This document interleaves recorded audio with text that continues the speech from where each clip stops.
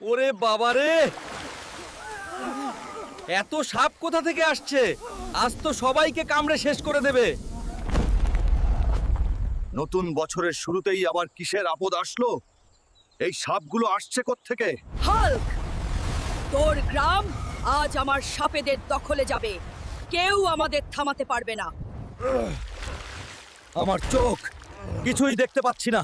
শয়তান রানী, তুই বিষ ছুড়লি।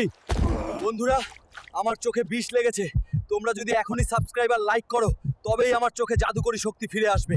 বাঁচাও আমাকে। এই তো, আমি সব দেখতে পাচ্ছি। এবার দেখ আমার পাল্লা। তোকে আর তোর সাপকে নদীতেই পুঁতে দেব।